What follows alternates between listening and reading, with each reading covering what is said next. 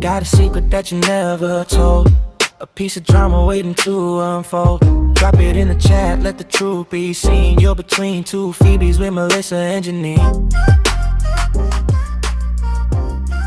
Welcome to Between Two Phoebes. I'm Melissa. And I'm Janine, and this is where we read your anonymous secrets, answer all of your questions, and say what everyone else is thinking just out loud. So let's spill it. So before we get into everybody's secrets, let's go over our latest obsessions. What's your latest obsession this week? Melissa, there's so many, okay? But my biggest obsession this week is I am obsessed with fresh flowers. And so I may or may not have ordered several arrangements. Oh my God. Why was I thinking of a show? I thought you were talking about a show. Fresh flowers. Oh, fresh flowers? Yes. I mean, picture it, plot. The flower man gets to your house delivering fresh flowers. Oh my God. He becomes the love of your life. Do you not hear when I go like fresh flowers? Yeah, no. I mean actual flowers. Okay. Yeah, because I'm obsessed with like seeing all of the flower carts everywhere at every event I've been going to. I may or may not have bought my own flower cart for an event and did my own little bouquet making thing, but I'm obsessed with fresh flowers. But I've always been obsessed with it, but this week was just like, treat yourself. I love fresh flowers too. I've been trying to like have some sort of flower arrangement every so often just to bring life to my house. Yes. I only did it one time. I haven't done it again. Oh, the way you said that. No, but we gotta do it more. I mean, like, if you're not waiting for someone to get it for you, you gotta do it for yourself. So Yeah. I love that. What is your obsession this week? My latest obsession this week, last night, I went to the Hilary Duff concert. As if I didn't know. And oh my gosh, I had so much fun. I went with my sister. The vibes were everything. Everybody was super like happy to be there and like nostalgic, and there was like some fun costumes like reminiscent of her movies or whatever when she was Did you do younger. anything for your attire? I tried and I couldn't find, like, I wanted a dress. Me and my sister were gonna do the "Sing to Me, Paolo" at the end, with the green or purple or whatever. I couldn't find. I was gonna be lime green. I couldn't find a lime green top that I would like. Yeah. And also, lime green is a very difficult color. Yeah, it's a hard color to come across in general. So yeah. So and then I'm like, oh, maybe I should do like that scene where she comes from a Cinderella story when she comes back from the dance into the diner and she's like, order, Yeah. But then anyways, I just ended up wearing something I had already. So it was like a pink top. But at least you have fun. Yeah, it was super fun. There was two openers, Jade Lemack, I think that's her, how you say her name. She was super like her vocals in like live were amazing. And then LaRue. Okay. You know, the lady that sings This time, baby, I'll be. Yeah. Yeah, it was fun. It was just everything. And Hillary is so pretty in person. Aww. She's so pretty in person. Well, I'm but glad it was had so fun. fun. It was so fun. Yay. Well, now that we shared our obsessions for this week, it's time to mind everyone else's business. Melissa, let's get into some drama. Okie dokie. I'll go first, and I'll tell you my secret that I have here. Okay. I'm getting married in 6 months, but I think I'm in love with my best friend. We've been best friends for almost 10 years, and nothing romantic has ever happened between us. A few weeks ago, he admitted he's had feelings for me for years, but never said anything because he didn't want to ruin our friendship. Now, I can't stop thinking about him. I love my fiance, and we've built a great life together. But part of me keeps wondering if I've been overlooking the person I'm actually supposed to be with this whole time. My fiance has no idea, and my best friend is in our wedding. Oh, Lord. Dun, dun, dun! Oh, my God. Wow. Wow. Can I say this is actually more common than not? Yes. I know someone personally who has experienced this. I won't go into details, but I know this. Oh, wow. They did. Well, okay, it was almost the opposite. Like, their best friend confessed to them right after they got married that that person got married, that they were in love with them their whole life. Mm-hmm. They've known each other since childhood. Mm-hmm. And that person was like, this is not okay that you said this to me. Oh, I'm already married. Happy. Oh. If I can't give away too many details, but, okay. But basically, yeah, this is so common. It is. But this is the thing. I'm a hopeless romantic, and when I'm reading stuff like this, I'm just thinking romantic comedy. Bam! Like this could be a good movie. Yeah. We call it like a really common book trope, like friend to lover type of scenario. But if you're hopeless romantic, isn't the fiance? Aren't we supposed to be rooting for the fiance? True, that is true. But I mean, yes. Listen, when did he say this to her? A couple days before the wedding. Yeah. You couldn't do that before they spend like thousands of dollars.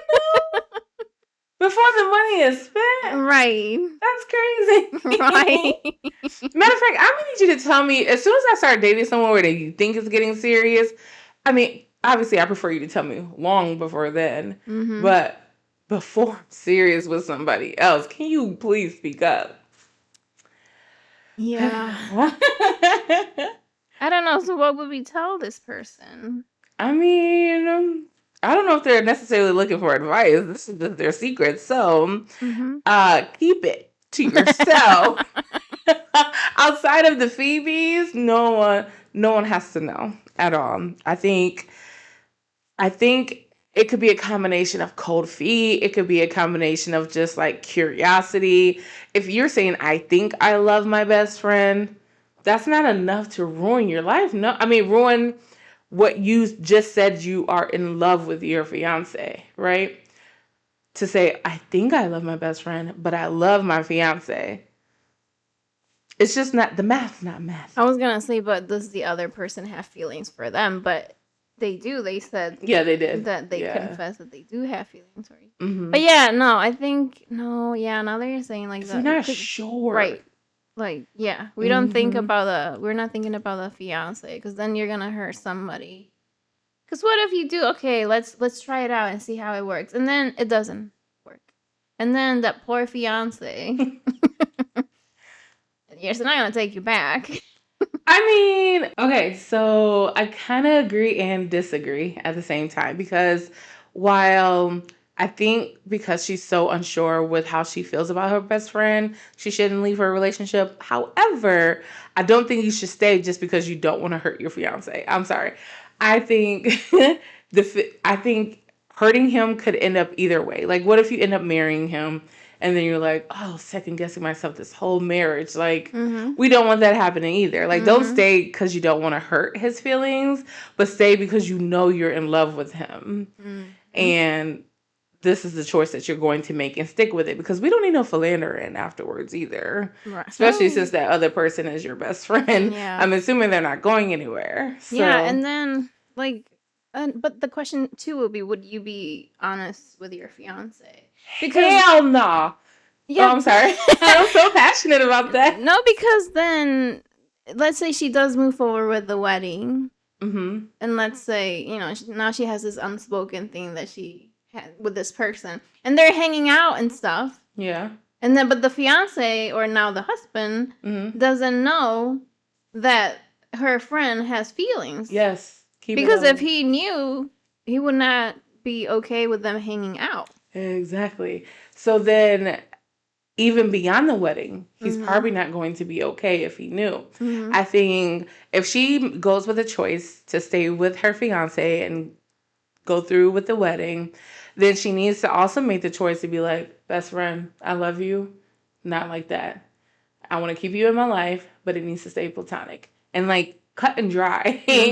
And so he knows not to try anything. You're not going to try anything. And it doesn't ruin your relationship, and it doesn't ruin your fiance's somewhat relationship with your best friend. Like, you just don't want any of that ruined. Now, I'm not like I'm not promoting keeping secrets from your fiance, but I think this is the type of secret that doesn't help anyone. Yeah. Yeah. If it's told.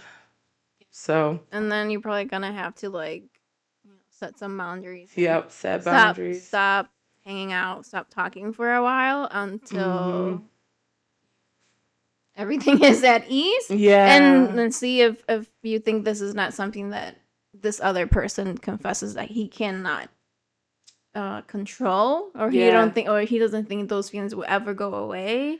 Yeah, if he can't handle it, like if he keeps crossing the boundaries afterwards, then you're gonna have to let him go. I think you better let it go. Let it go. I'm sorry, friend, but like once you set up them boundaries and it's about being respectful to my husband, my now husband, oh no, we're not doing that. Yeah. I know, right? But why a couple of days before the wedding? Like, you need more time to process this type of information, and that's just so close to another big decision. It just needed to had happened so much sooner. Yeah. Well, poor guy. He probably just took forever to get the courage. Yeah. So let's dive into secret number 2. My best friend recently had a baby and surprised me by naming her daughter after my grandmother. Aww. She chose the name because she's heard me talk about my grandmother for years and thought it would be a beautiful way to honor someone who means so much to me. The problem is my grandmother and I had a terrible relationship. I've only ever shared the good stories because the truth is complicated. But I actually spent years trying to heal from how she treated me. My best friend keeps telling everyone how meaningful the name is and how happy she is that she could honor my family. I don't have the heart to tell her that every time she says her daughter's name, I cringe a little. Then why would you share the good stories? Because some people believe in not speaking ill of the dead. Oh, I'm assuming the grandma's dead. Wait, is the grandma dead? No, I don't know about that. I don't know if we should go with that theory, but let's say she has left her earthly body. Then some people just don't believe in speaking ill, right? But if she is here, maybe it's so complicated that that's too personal to share with anyone outside of herself or her therapist. But they're best friends. Yeah. But people have different definitions of best friends. True. Like, we might know too much about each other. But other people are like, oh, that's just my best friend. I'm like, how much do you know about your best friend? You know? Yeah, that's true. It's the fact that she cringes. Yeah, but why not? I think at the moment that you go, hey, I'm going to name my daughter after your grandma because you talk so much about her and it means so much to you that I wanted to do this for you. And you'd be like, please don't. Yeah, right. Like, why not just say, please don't? Yeah. Like, I've only shared these, but in reality, it was not a good, I don't know, whatever. Yeah, like, it's complicated, but please choose another name. That one doesn't mean as much as you think. And it's not like, what? I don't know if you thought that by you not stopping it or not sharing that part, that your friend was going to get offended that you didn't share those. Whatever it was, but you could have stopped. Can you stop it now? I don't know. Is the baby born? Oh, right, because it doesn't necessarily say the baby's born. It just says, she says the daughter's name. So she could just be speaking about, like, oh, once the baby's out, once Rebecca's out, I'm so excited. We're going to be doing this with Rebecca. Sorry, Rebecca. But like, Rebecca this, Rebecca that. And you're like, stop it. Yes, she could still be at a stopping point. Yeah. Good call, Melissa. Yeah. So if the baby is not born and the name is not legally on paper. Right. Then maybe, you can come up to her and say something. Yeah. Or dissociate the name from your grandma. There's a lot of people that have the same name. True. There's a bunch of Melissas. That is true. Melissa. I'm looking outside.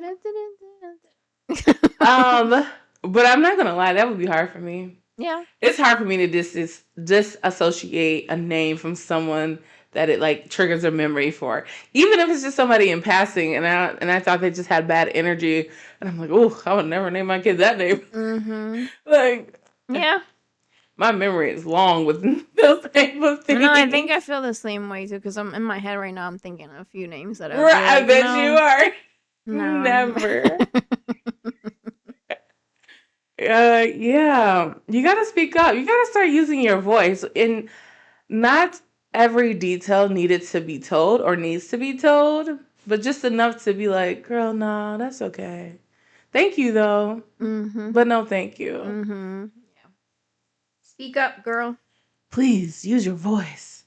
Mel, you know how I'm always looking for something to read? Yeah. Guess what new book I got? Ooh, that's a very colorful color. I love the color and the cover. But it's called Root Therapy, How to Love Your Hair and Find Yourself by Felicia Leatherwood. And it's Issa Rae's hairstylist, actually. So she wrote the foreword on it. Ooh. And it just came out last week. And I'm already like halfway through it. And it's so good. It is. I like Issa. I like Issa Rae. Yeah, I love Issa Rae, but also Felicia, she's known to be like a national speaker, and she does all these like educational things about hair.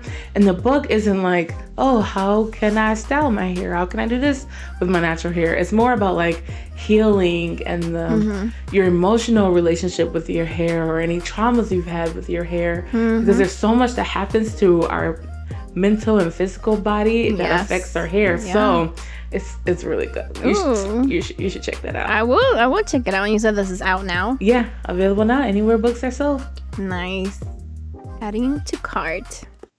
Okay, so let's switch gears a little bit and get into my favorite part of Between Two Phoebes, and that's Dear Phoebe. Dear Phoebes, I went through my boyfriend's phone because I suspected he was cheating. He wasn't, but what I found might be worse. We've been together for 5 years and have always talked about marriage and kids. I found messages where he admitted he doesn't actually want children and thinks I'll eventually get over it. Kids have always been a non-negotiable for me, and he knows that. I also discovered he tells his friends only the worst parts of our arguments, making me sound controlling and toxic.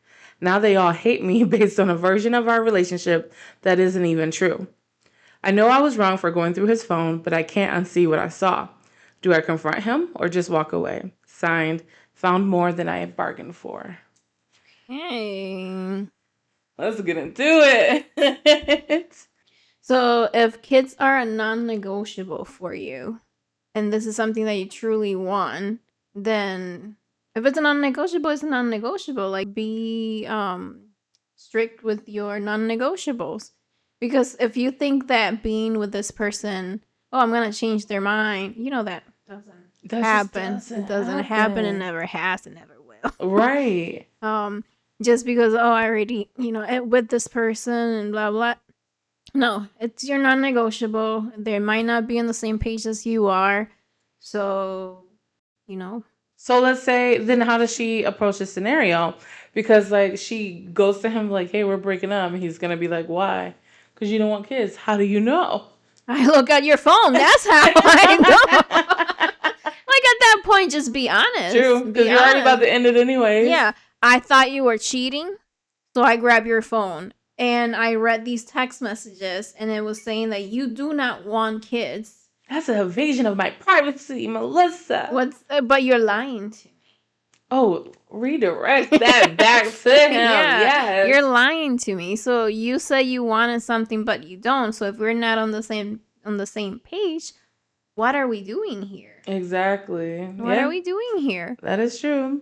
And then on top of that, like, I don't mind you venting to your friends, but also everything. And then also in a way where you're just trying to make me look bad and make yourself look like the innocent one. I don't like it. I think that says more about you than it does the whole argument in general. Like, if I'm going to vent to my friends, I'm going to look, if it makes me look stupid, I'm going to tell you because I really want your honest opinion if I bring it to you. And if you're like, Janine, you being too much now. And I'm like, okay. Let me go back to Boo and apologize or something. Yeah, but that's for people that do take accountability. That's true. that you have that emotional intelligence and awareness enough to share both sides of the story. Yeah. Like, you can share your story and then the other part, well, I said this because she said this or they said that, whatever.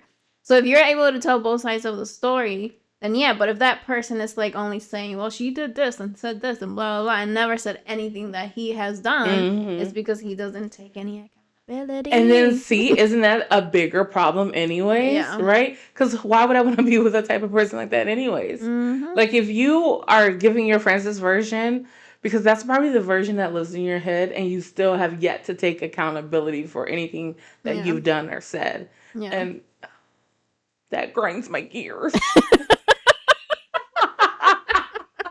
I hate it when people just don't take accountability for their own crap. Oh my gosh. Don't stop. No, we're getting started, Melissa. We're getting started today. Pet peeve. Yeah, it is a big pet peeve.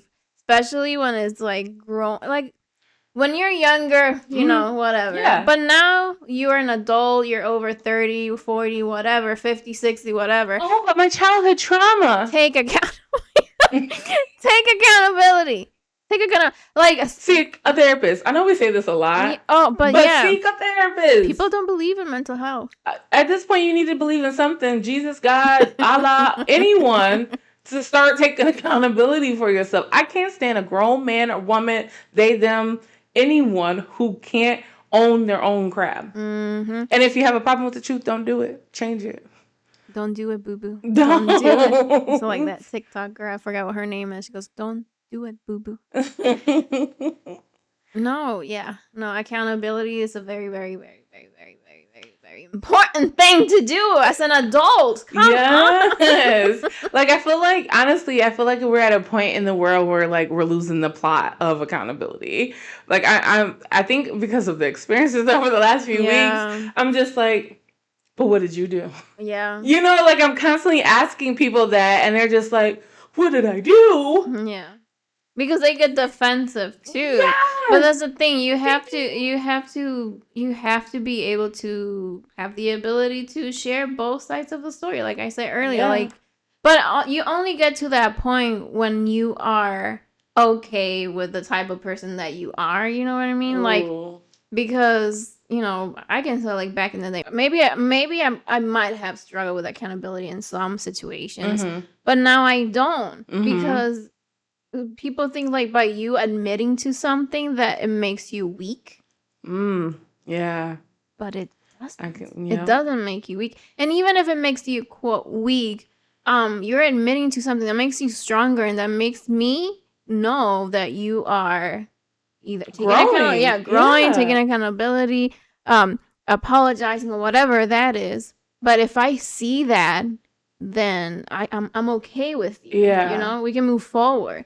But if I don't see that, I'm gonna have a freaking grudge on you. No, really, because I feel like accountability and apologies kind of go hand in hand. Like, I can't accept your apology if there's no real accountability. Oh, yeah. Because the real apology is change behavior. And how are you going to change your behavior if you're not even accepting the fact that you've done something wrong? Yes. Okay? What? I don't know what. What? My little claps.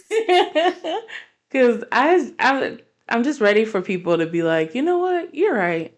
I could have looked at that differently. And but that's the thing. Some people think, like, when you are thinking that way, it's because you want them to agree that you are right.